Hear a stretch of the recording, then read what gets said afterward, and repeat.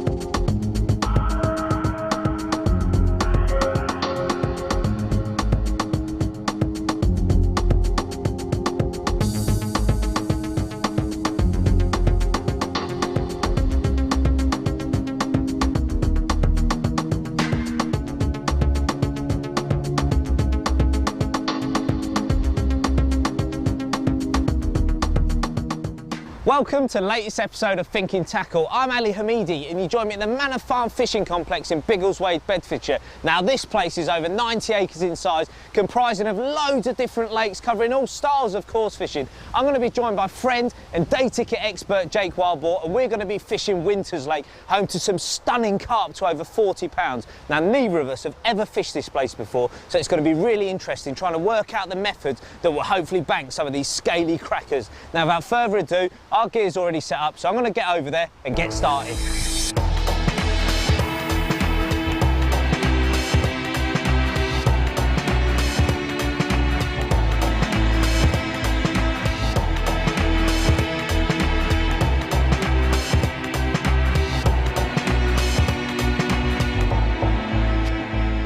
Right, the first thing I'm actually doing is, rather than put any rods out or anything in the area, I've scanned the area that I'm in, I've looked at it, it's a wide open swim, but even though it's a small lake, the mistake a lot of people make is they like to put clumps of bait in tight areas. Now I'm going to do the complete opposite, because this reminds me of a syndicate that I used to fish that I did really well on, and all I did, I used to turn up, no rods in the water, and just spread the bait around. And what I'm trying to do is create almost like a hub of bait, a nice big area, bigger than a tennis court, and get these carp coming in. There's some lovely big carp in here, and what I want them to do is come into this area, there'll be no lines for a good period during today, and let them have a free meal, let them enjoy everywhere they go. There's a boilie laying there on the bottom. I've got a couple of different baits I'm putting out. I've got these yellow ones that I'm sort of testing, and then the cell, just spreading it out there. Now accuracy is not the key. So the left hand side of that island is sort of the outer perimeter of the spot, and I'm going right over, almost level with that bivvy there. Not right across obviously, but just sort of 30 to 50 yards out in that area.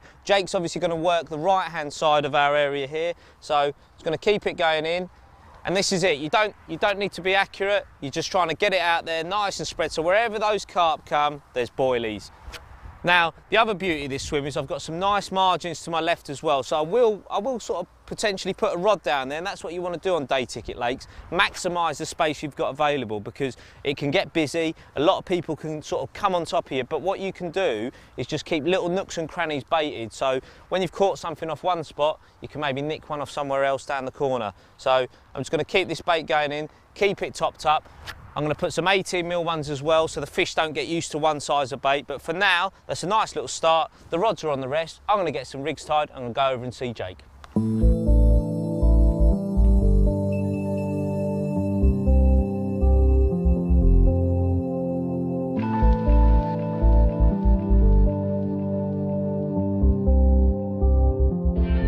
Well then, Jake, lovely looking little area this. I've just got to dispatch a good couple of kilos around that area, spread it all around, but from what I've gathered from you, you're going to sort of take a slightly more softly approach with the swim. Yeah, because, well, basically they're showing literally like 20, 30 yards out. Just right along the shelf, yeah, and that sort of just area. there, and they're almost on the same line as well, and there was a couple bubbling up where that swan is, so they're close in, they're in the area, they're obviously looking for food, so for now, I don't want to put any bait out, I just want to try and get a quick bite almost. Yeah, So- softly catching monkey. You're just going to flick a couple of rigs in. You've got a choddy at the ready. That's right, yeah. So you're going to put any bait out over the top of them? Yeah, I'm just going to, like I did with that rod, I just crumbed up a few boilies and catapulted them over the top, and then like about 4 baits just scattered around just from my hand. Just so anything Just- moving along the shelf, they can sort of come down, have a Have a little feel, and then the hook bait's obviously there and exposed. So you're keeping it nice and quiet, bright pop-ups over the top, just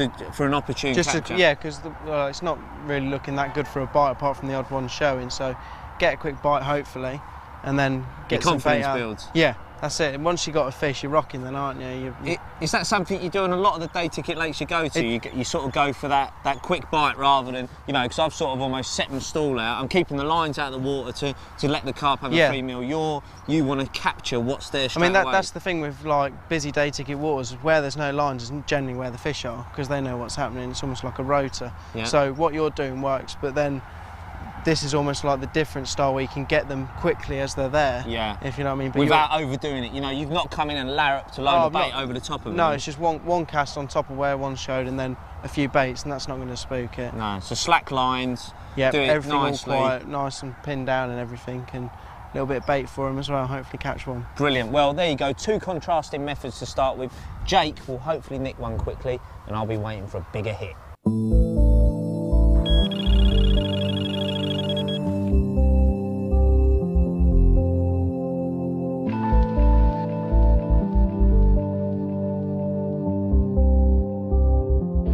Well, Jake, you hadn't even set your net up, and you're away, mate. away. So the opportune thing does pay off. Brilliant. I ain't even got rods in, and you're playing one. Feel like a good fish? It does actually. When I first picked it up, it was giving the old head shake, and now he's going on a good run and feels like he's got a bit of weight to him. Brilliant, Which mate. is what we want. So what was that, on a white one or an orange one? Little white one. Just as I flicked him out there, and then I've only just flicked a few baits on top of it. In 5 minutes, it's gone. Brilliant. So just Yeah, showing softly, quietly, rather than coming in, whacking all your rods out, making loads of noise. You've just sort of plopped them out there, and the fish that are showing, one of them's fallen foul straight That's away. what we want, and he's That's going. great stuff, mate. That really is. That's showing it how to do it. And interesting as well, you've got different coloured hook baits on as well. So That's right. I mean, when I walked around earlier, I seen one of the lads around over the other side had a bite on a orange bait. Yep. And then you come over with some of your specials. I thought I'd have one of them. Yeah. but it's one of the other ones that's gone, isn't it? Yeah, it's white. It's a northern special. It's the northern special. Yeah. Up north. Yeah, it's the old white baits is something I just use everywhere. Yeah. And like I said before, the baits I'm using go white in the colour. So they're washing out. When they're washed out, they stand out like a sore thumb on the weed. Getting closer. So this is it. These are the last sort of parts of the fight. Don't rush it. He's got that little chod rig on, the little short hook link with the lead quite close to the mouth. So take it nice and easy. That little choddy hook is hopefully nailed in there. Bring him to me. Excellent start, Mr. Wild Boar. Brilliant. Well Thanks, done, sir. mate. That's Cheers, mate. awesome. How about that for a little pristine common carp? Probably mid-double. Got him straight away as soon as I put that rod out. A few baits over the top. We've got the session rolling. Hopefully we'll have a few more.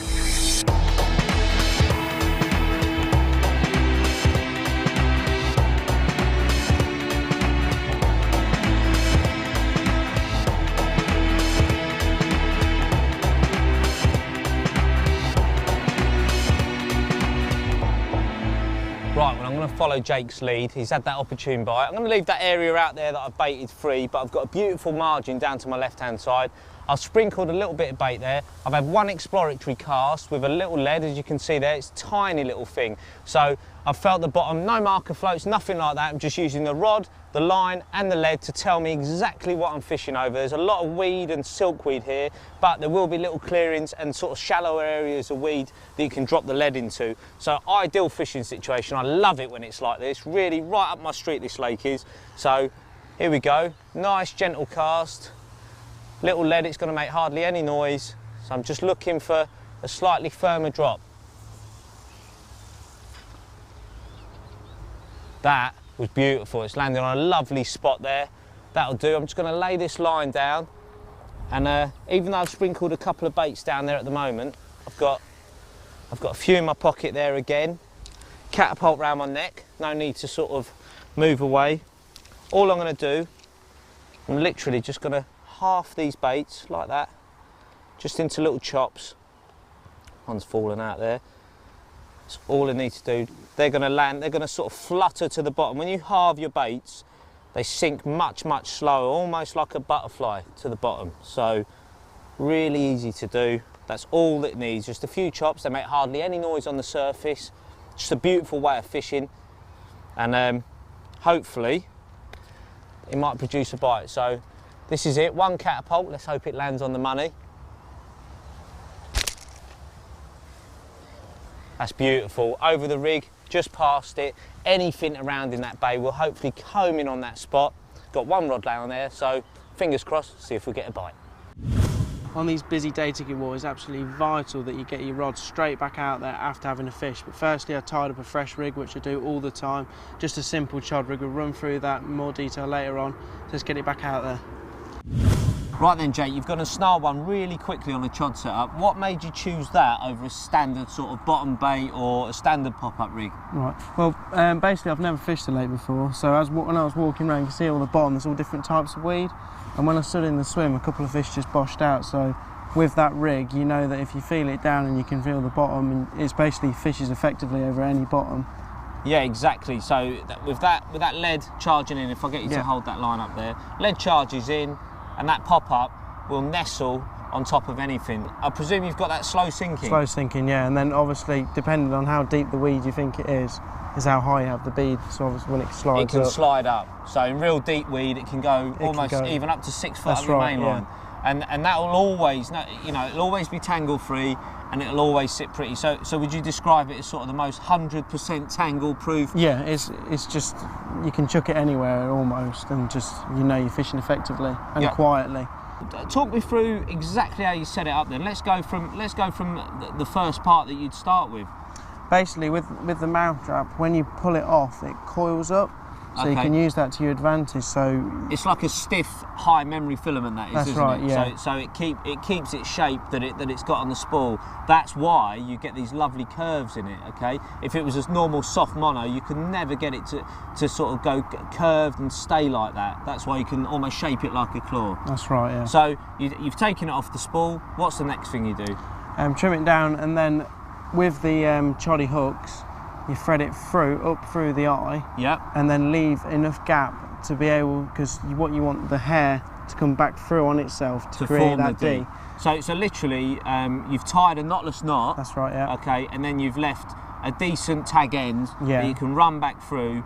I presume before you run it back through, you add the ring. Little micro rig ring, that's right. Okay, little micro rig ring, back through the front, and then I can notice you've got like a little blob there. Yeah, just to secure it, just dab it down, obviously making sure How do you make the blob, Jake? You just covering everything, obviously, so you don't catch them, and then just with a lighter. What sort of knot do you use to attach the hook link to the swivel? I just do a two-turn blood knot. Okay. And then slowly, like, wet it, and then just slowly tease it down so you don't kink it or scrape it or anything like that. That's right, yeah, because they are very temperamental. All you have to do, if you're really sharp, aggressive with it, it will kink it, and then it's really hard to get it out. Because of the high memory in the filament. Yeah. Okay. So you've done that. I presume you blob it again at the end. Yeah, the same again as the other one. That's just an insurance. But with these stiff filaments, you can get away with like a little two-turn blood. Once you've slowed it down, if you just give it a quick shake once it's bedded in, it's perfect. So let's move on to the actual, the main line and how you actually attach it, because I can see up here you've got a 4mm bead and a sinker. That's right, yeah. What do you do first? I'll put the bead on first. Okay. And then I'll put the two sinkers on together, because when you put one on, it the sinkers seal up. Yeah. So you're like fiddling, so you may as well get two on at the same time. Okay.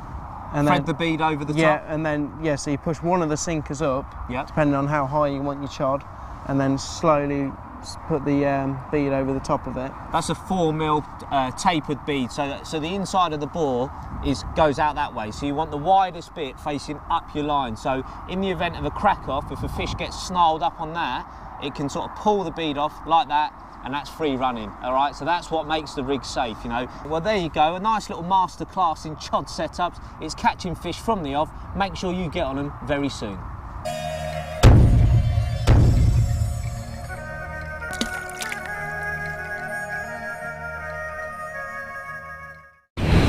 Thinking Tackle is brought to you in association with Daiwa.